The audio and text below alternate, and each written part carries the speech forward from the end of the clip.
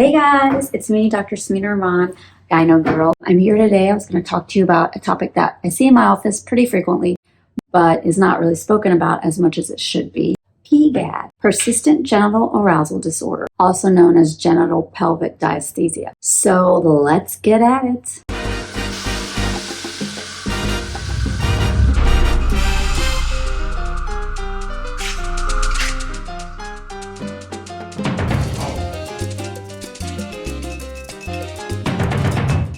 Okay, persistent genital arousal disorder. What is it? It's a mouthful. It's a horrible disease. We've known about it for quite some time. I think, it was maybe first described in the literature in 2001. That being said, we're just learning, I would say in the last 5 or 6 years, we're just learning more about how to treat it, what it is, what are the potential mechanisms of action, and it is a very exciting time in sexual medicine because of that. However, it is a horrible disease process, and if you ever met a patient with it or have a patient with it, or you yourself are suffering from it, it's horrible. There are a lot of patients who are suicidal. There's a PGAD interest group, I think on Facebook. Basically what it is sort of like an unrelenting, unwanted, persistent, intrusive, spontaneous sensation. It could be pressure, it could be discomfort, it could be described as pain, it could be an engorgement, it could be a pulsation, it could be a pounding, it could be a throbbing, and it's in the genital areas. So we're talking about the clitoris, the labia, the vagina, and the perineum, and sometimes the anus.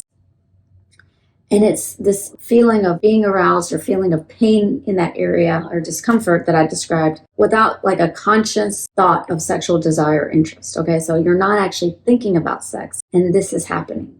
And it's awful. It's just totally awful. Patients are very miserable with this. We've come a long way in trying to figure out how to treat it, but it's a disease that can be lifelong. And so people can remember, I remember being 10 years old and I fell off my tricycle and I started to feel these weird sensations, and I would masturbate because, I thought it would make it better, and it never made it better. And then I was shamed into stopping, and then I stopped discussing it with my appearance. And now I'm here after learning about you treating it, and I want to get some answers. That's primary PGAD. Then there's like an acquired version where over the years you might have had an injury or something occurred that may have caused this to happen. Now, what are the major issues around it? What are the causes? Here's a diagram of our latest understanding of it, describing, the major areas that are affected. And so we like to think about it in terms of areas now that are affected and where we can sort of target treatment. So it's important to remember that because this is, we're talking about sexual medicine, we're talking about how we sort of approach these topics, biopsychosocial. So the associations are, there's a biological relation, there's some psychological issues, there's some social issues that are probably contributing. We think that it can be multifactorial, there can be vascular phenomenon, there can be neurologic damage from different nerve endings or even from the spine, hormonal etiologies, pharmacologic causes. So there's a myriad of things happening here. So it's important to really, really, really get detailed history. That's why these appointments can never be done in 15 minutes. Like you need an hour at least for these patients if you're a doctor or healthcare person seeing these patients. But you also need some empathy, some ability to listen. That's the big thing around sexual medicine is patients aren't heard and they're not listened to. And so we get implicit bias, we get all these problems happening, but we have to listen to our patients, okay? That's my first advice to people who are listening to this, hoping to get some ideas about how to treat patients. So here's the reference for the International Society for the Study of Women's Sexual Health, ISWISH, the organization I'm a part of. I'm a board member. 2 or 3 years ago, they put out a consensus nomenclature and a process of care for management of PGAD. So there's information there available for healthcare workers as well as patients. So what we have to remember is there are a lot of basis for what's happening here. We got to get a thorough history and we got to get really to the bottom of this. In this process of care, we try to localize the symptoms, to the 5 areas that are described. And I think this is sort of, it's like a brilliant way of looking at it. But we're looking at sort of the end organ, which is either like the clitoris or the vestibule We're looking at sort of the pelvis and the perineum, which includes the pelvic floor, the musculature around there. We're looking at the cauda equina. We're looking at the spinal cord, and we're looking at the brain. And all of these things coexist and can be multifactorial. It could be, someone that has gone off of SSRI too quickly, pudendal nerve injury. It can be a patient with clitoral adhesion, psychological trauma, annular tear in their spine, Tarlov's cyst in their sacral area. There's a lot of potential possibilities of etiology,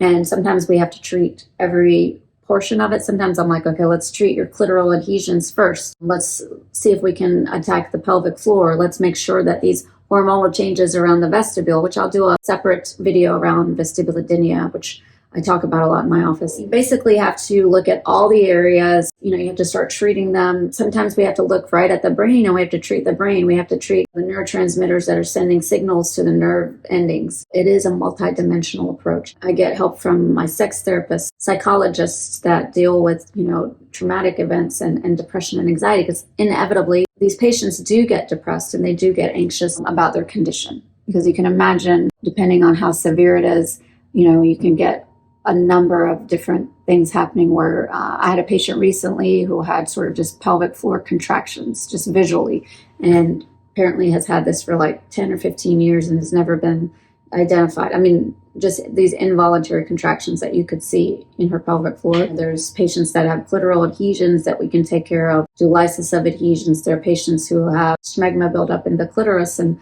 all these things around the clitoris happening. We have patients with pudendal neuralgia, that patients that have had an injury during hysterectomies. We've had patients that do too much Pelotoning, and the Peloton has caused injury to their pudendal nerve. CrossFit phenomenon where they've had one bad deadlift and then ended up with a tear in the spinal cord. It can be a variety of things. You have to, like I said, I usually acquire help from a psychologist, from sex therapist, from my pelvic floor physical therapist, myself, from interventional pain, and spine surgeons. And so it's a multidisciplinary approach.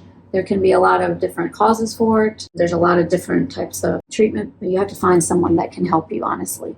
And if you're suffering from this, and if you're on the brink, I have a lot of patients that are on the brink of losing it, like they're feeling suicidal. Please know there are doctors and different healthcare or professionals that can help you. Please go to the International Society for the Study of Women's Sexual Health, ISWISH, www.ishwish.com. Find a provider there, okay? A lot of the doctors and the nurse practitioners are, might be new to the area because this is an expanding and evolving field. You could always go to the OG, the godfather of female sexual medicine, Erwin Goldstein, who has done tremendous work in this area. I myself have been seeing patients for many years with this. We're all over the country.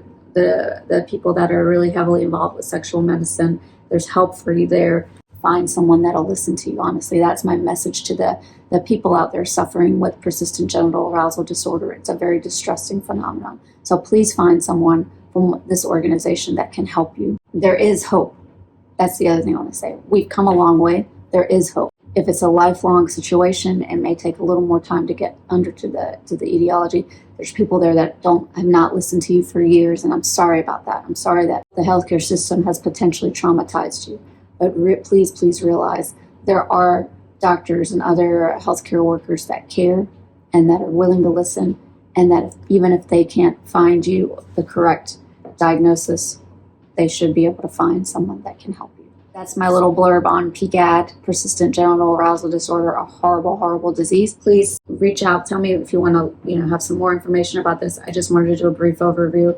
There's so much that can be said and done about this, and we're still learning more. The other thing I want to say is please like and subscribe to my channel. I don't say that enough, but apparently I should. So please like and subscribe to my channel. I'm trying to do better. I'm trying to get more information out there for you. So that's my little spiel for persistent genital arousal disorder. This is, again, something I see very frequently in my office, and I'm sorry if you haven't been listened to, but please go to ishwish.org, and we will find you someone that can help you. Thank you so much. Take care. Until next time.